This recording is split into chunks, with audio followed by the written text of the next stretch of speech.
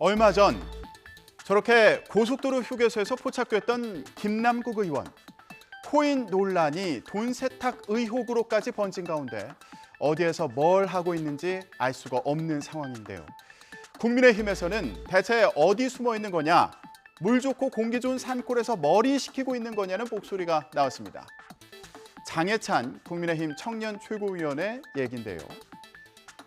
자, 국회의원으로서 직무 수행도 못하고 있는데 세금이 투입될 이유가 없다.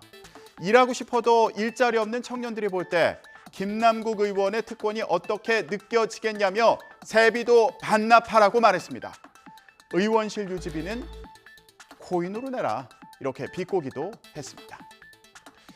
자, 이렇게 국민의힘에서는 김 의원을 향한 사퇴 요구가 거센 가운데 민주당에서도 자성을 촉구하는 목소리가 나왔습니다. 고민정 최고위원은 코인 사태 비친 민주당의 모습은 윤석열 대통령과 닮아 보였다. 이렇게 지적을 하기도 했는데요. 무슨 얘기일까요? 들어보시죠. 첫째, 자신의 잘못을 인정하기보다 왜 내 말을 믿지 않느냐며 윽박지릅니다. 둘째, 민심의 잣대가 아닌 법의 잣대로만 세상을 판단합니다. 셋째, 내 탓이 아닌 늘 남의 탓하기에 여념이 없습니다. 코인 사태에서 비춰진 민주당의 모습은 국민들 눈엔 윤 대통령과 닮아도 참 많이 닮아 보였습니다. 논란이 불거졌을 당시 적극적으로 대응하지 않은 당 지도부뿐 아니라 김남국 의원을 지적한 인사들을 공격하는 강성 지지층에 대한 비판이기도 한데요. 고민정 최고위원의 말을 이어서 들어보시죠. 문제를 지적하는 이들을 원색적으로 비난하며 윽박질렀습니다. 민주당의 쇄신을 외친 청년 정치인들을 팔적, 수박이라며 좌표 찍기와 문자 폭탄을 퍼부었습니다.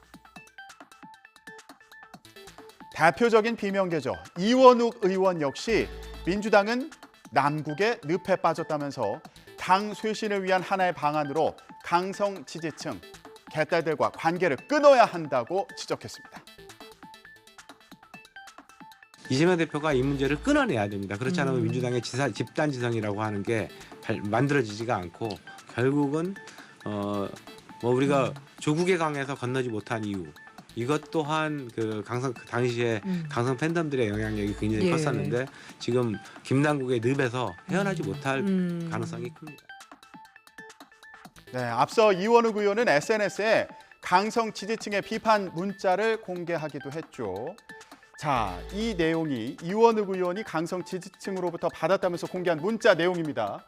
수박이 다수면 민주당은 국민의힘보다 못하다. 자, 수박이라는 표현은 겉은 민주당이지만 속은 국민의힘이다 이러면서 강성 지지층들이 비명계 의원들을 비판할 때 쓰는 단어인데요. 자, 수박 완전 박멸해야 한다. 예, 이런 내용이 담긴 문자 메시지를 받았다면서 공개하기도 했습니다. 자, 이원욱 의원은 이재명 대표를 향해서 아니 이런 걸 보고도 강성 팬덤과 단절하고 싶은 생각이 없으신지 묻고 싶다고 말하기도 했습니다. 자, 또 다른 비명계 의원이죠. 김종민 의원도 폭력으로 당의 언로를 막는 행위는 당을 망치고 민주주의를 무너뜨린다며 강성 지지층을 비판하고 당도 이들과 선을 그어야 한다고 강조했습니다.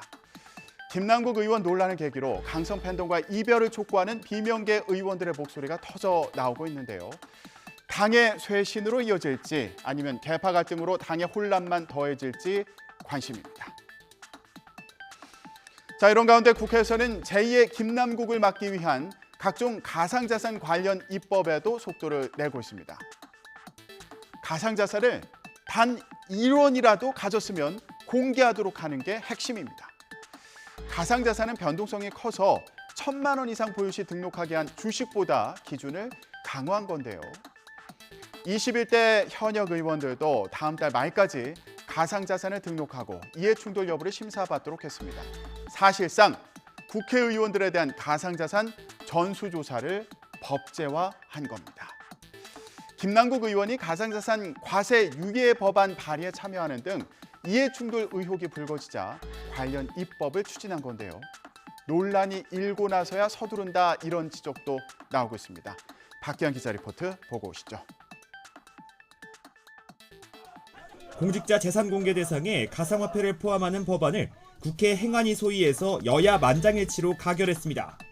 한액을 정하지는 않았어요. 무조건 가상화폐에 대해서 가상자산을 전액 등록하는 걸로 공포 후 시행일을 6개월로 했어요. 그래서 12월 초쯤 될 겁니다. 시행일이.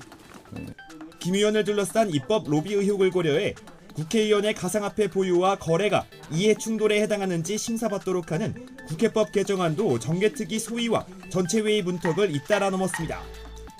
특히 내년에 뽑힐 22대 의원뿐만 아니라 현역 21대 국회의원들도 당선 이후 가상자산을 한 푼이라도 가졌다면 심사받도록 하는 특례 조항이 포함됐습니다. 그런 일체 의혹이 없도록 최선을 다해서 이 부분을 진행해 나가겠습니다. 그래서 정말 단 하나라도 가상자산이 있으면 직계존 미수까지 다 등록하도록 했던 것이고요. 여야는 이 법안들을 오는 25일 본회의에서 처리한다는 방침입니다. 자, 이렇게 법안 관련해서는 한 목소리를 냈지만 김남국 의원 징계 문제를 두고는 대치를 이어갔습니다. 김 의원의 제명안을 바로 본회의에 올리자는 국민의힘은 민주당이 시간을 끌고 있다면서 비판했고요. 민주당은 그렇다면 윤리위에 제소된 여당 의원들 문제도 따지다면서 맞섰습니다. 민주당은 여론에 등 떠밀려 넉장 제소를 해놓고도 검경 수사 결과를 지켜보자느니 하면서 시간만 끌고 있습니다. 물타기로 상황을 모면할 궁리만 하고 있습니다.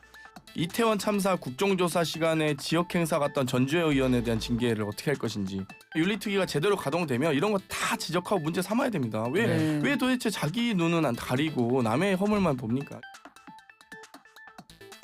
이렇게 대립하는 여야, 오늘 고 노무현 전 대통령의 서거 14주기 추도식에는 함께합니다.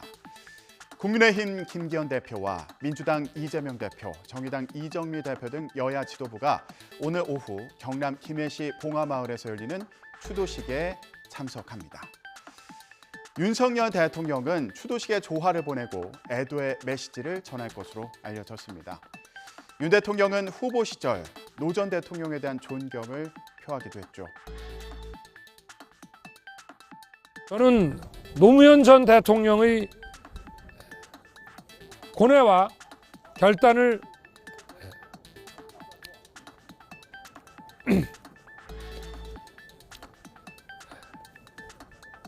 가슴에 새깁니다.